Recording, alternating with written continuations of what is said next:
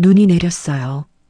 강원도 산골은 원래 눈이 많이 오는 곳이긴 한데 그의 겨울은 유난히 일찍, 유난히 많이 내렸어요.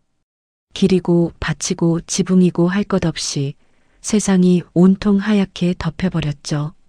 그 눈길을 터벅터벅 걸어가는 사람이 하나 있었어요. 헌솜 두루마기에 낡은 갓. 어깨에 걸친 보따리도 초라하기 짝이 없었어요.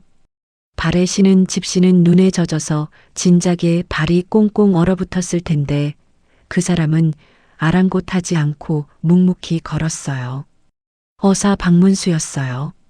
암행어사로 팔도를 떠돌다 보면 한겨울 눈길쯤은 예사로운 일이었어요.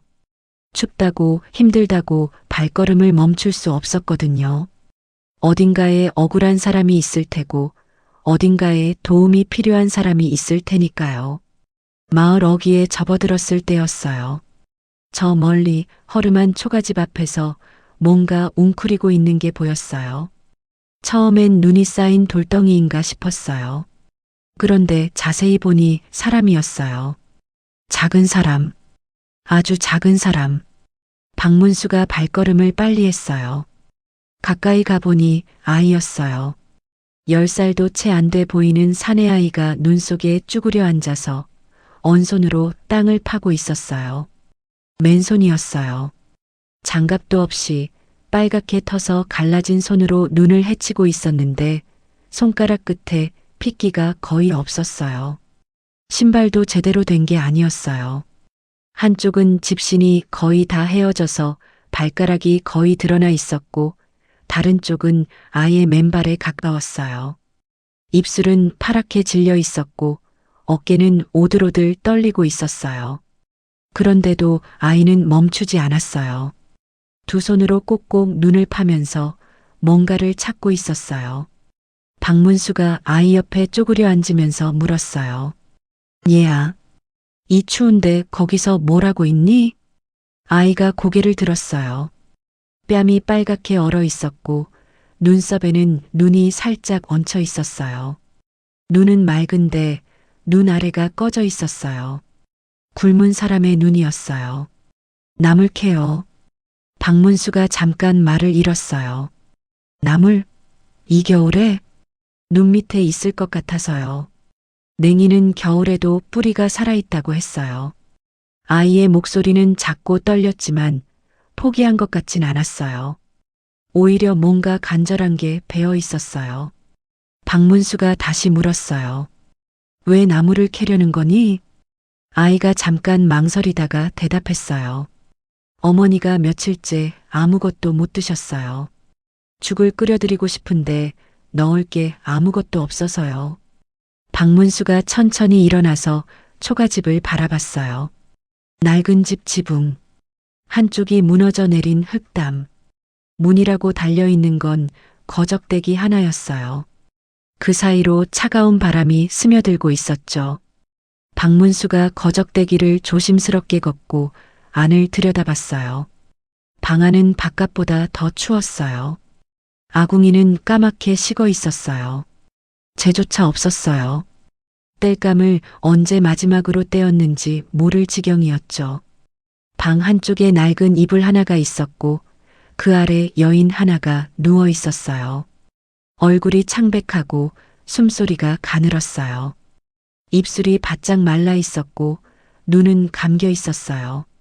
30 중반쯤 됐을까요? 원래는 고운 얼굴이었을 텐데 고생에 찌들어서 나이보다 훨씬 들어 보였어요.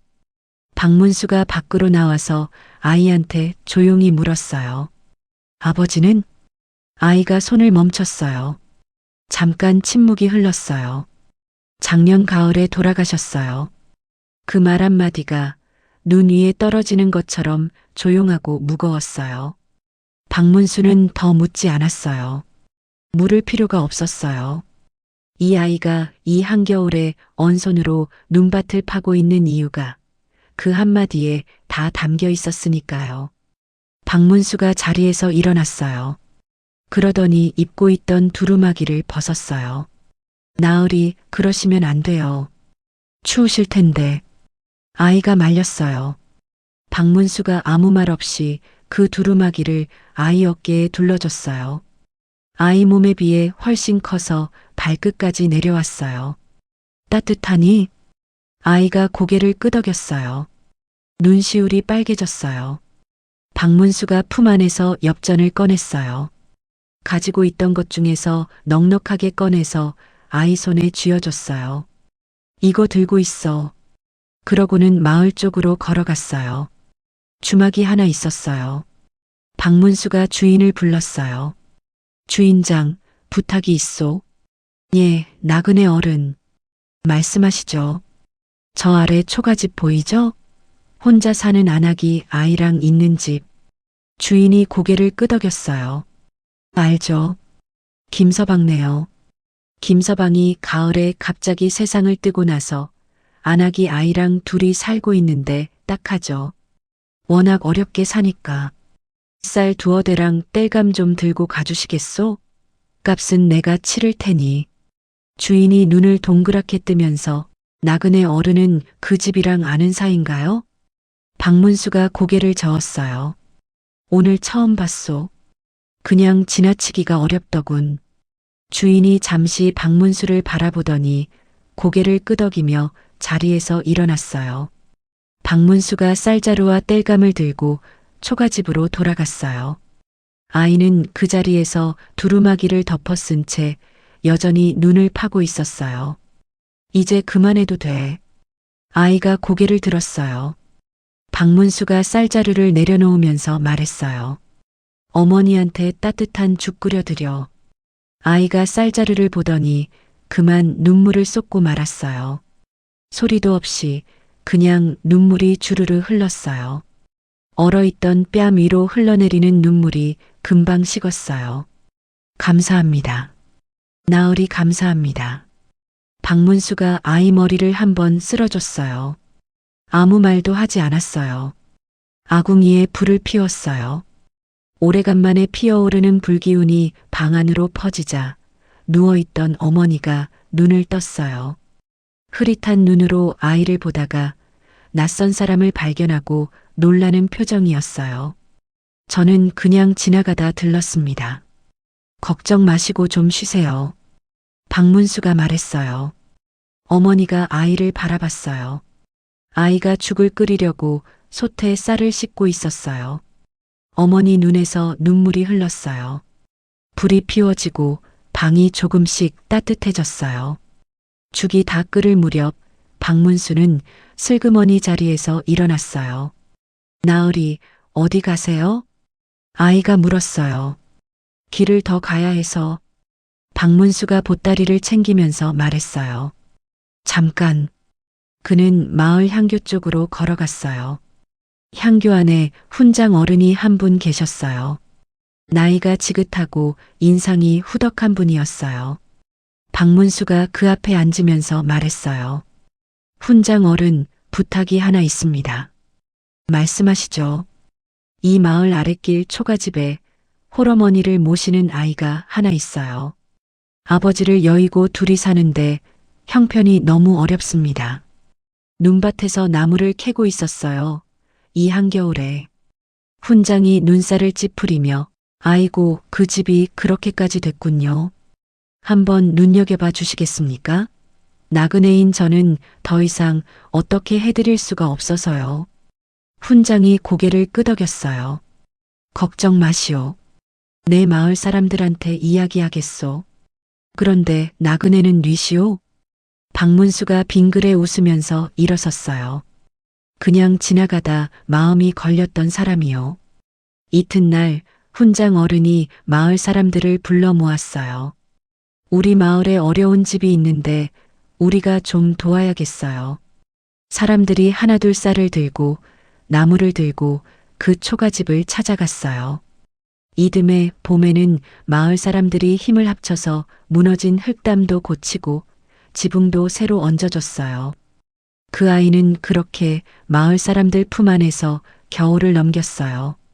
아이는 훗날 어른이 돼서도 그 겨울 나그네가 누구였는지 끝내 알지 못했대요. 두루마기를 덮어준 사람, 쌀을 들고 온 사람, 아무 말 없이 불을 피워준 사람. 그저 평생 이렇게 말했다고 해요. 나는 그날 나그네가 살려준 게 아니에요. 그날 나그네가 마을을 바꿔놓은 거예요. 박문수는 그날도 아무 흔적을 남기지 않고 떠났어요. 다음 마을로, 또 다음 마을로, 누군가의 언손을 보면 그냥 지나치지 못하는 사람. 그게 어사 박문수였어요. 권력으로 세상을 바꾸는 사람도 있지만 그는 따뜻한 눈길 하나로 세상을 바꿨어요. 그래서 그의 이름이 지금 이 순간에도 우리 곁에 살아있는 거겠죠. 구독과 좋아요 부탁합니다. 때는 조선 영조 임금 시절 초가을 바람이 막 불기 시작하던 어느 날이었어요.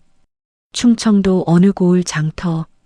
아침 일찍부터 사람들이 북적북적 모여들어서 곡식도 팔고 천도 팔고 생선도 팔고 온갖 물건들이 오가는 활기찬 풍경이었어요.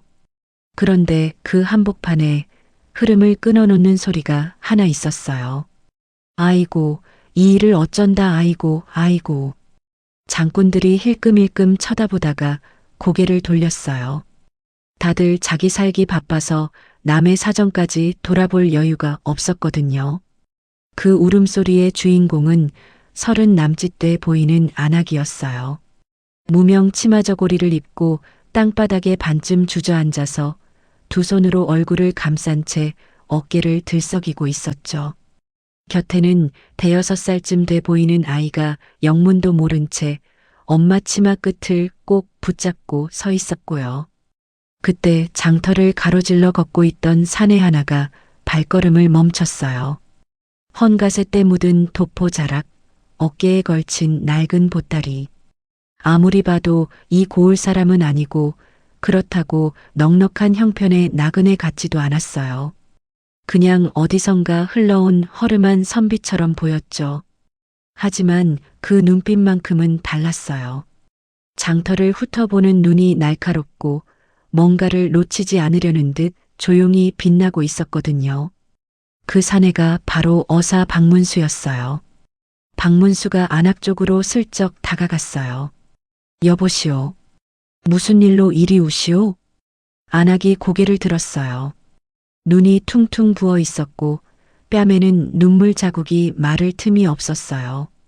처음엔 낯선 사람이라 경계하는 눈빛이었다가 박문수의 표정이 워낙 진지하고 따뜻하니까 입을 열었어요. 나으리 저희 영감이 관아에 잡혀갔어요. 잡혀갔다고요? 무슨 까닭으로요? 안악이 입술을 떨면서 말을 이었어요. 그게 박경계 문제로 옆집이랑 다툼이 좀 있었는데 그 집 주인이 사또한테 아는 사람이 있나 봐요.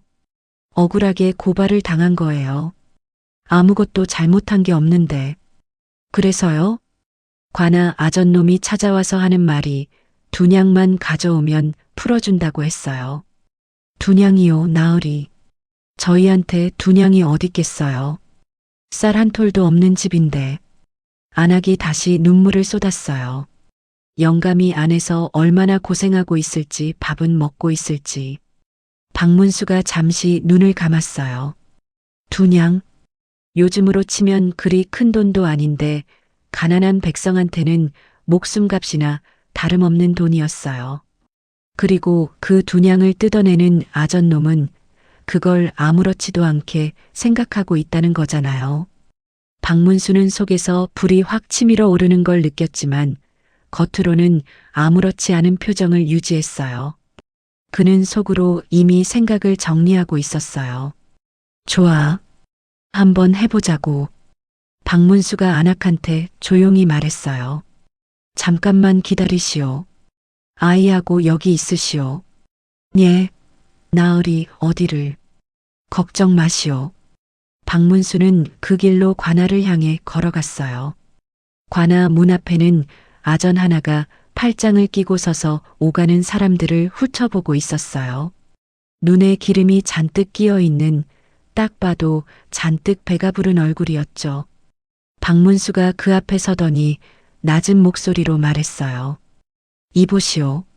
나도 볼 일이 있어 왔소. 아전이 위아래로 훑어봤어요. 허름한 행색, 별 볼 일 없어 보이는 나그네. 무슨 볼 일이요? 안에 갇혀 있는 사람 있죠? 밥 문제로 들어온 사람. 아전의 눈이 가늘어졌어요. 그 사람이 왜요? 박문수가 천천히 말했어요. 내가 그 사람을 빼내고 싶소. 아전이 씩 웃더니 목소리를 낮추면서 방법이 없는 건 아닌데 두냥이 있으시오? 박문수가 품 안에서 엽전을 꺼냈어요. 두냥, 정확히 두냥. 아전놈이 눈을 반짝이면서 손을 내밀었어요. 박문수가 그 손바닥 위에 엽전을 올려놨어요. 아전이 재빠르게 낚아채서 품 안에 넣으면서 잠깐 기다리시오. 하고 안으로 들어갔어요. 그런데 말이에요. 아전이 안으로 들어가는 순간 박문수가 품 안에서 꺼낸 게 또 있었어요. 번쩍번쩍 빛나는 마패였어요. 조선 팔도 어디서나 왕의 권위를 대신하는 암행어사의 마패. 박문수가 그걸 손에 쥐고 관아 마당 한복판으로 성큼성큼 걸어 들어가더니 우렁차게 외쳤어요. 암행어사 출두야. 순식간에 관아가 발칵 뒤집어졌어요. 마루에서 한가로이 앉아있던 사또가 그 소리에 놀라서 벌떡 일어나다가 그만 발을 헛딛고 마루 아래로 굴러떨어졌어요. 어허. 아전들은 뭔 영문인지도 모른 채 이리저리 뛰어다니다가 번쩍이는 마패를 보는 순간 그 자리에서 무릎을 꿇었어요. 조금 전에 두냥을 챙겼던 바로 그 아전놈은 얼굴이 하얗게 질려서 바지에 오줌을 지렸다고 해요. 나중에 사람들이 그 얘기를 얼마나 오래 해먹었는지 몰라요. 박문수가 마패를 높이 들고 차갑게 말했어요. 이놈들, 죄 없는 백성을 가두고 돈을 뜯어내는 짓을 밥 먹듯이 하였느냐? 사또가 바닥에 이마를 찌우면서 나으리 살려주십시오. 제가 잠시 정신이 나갔습니다.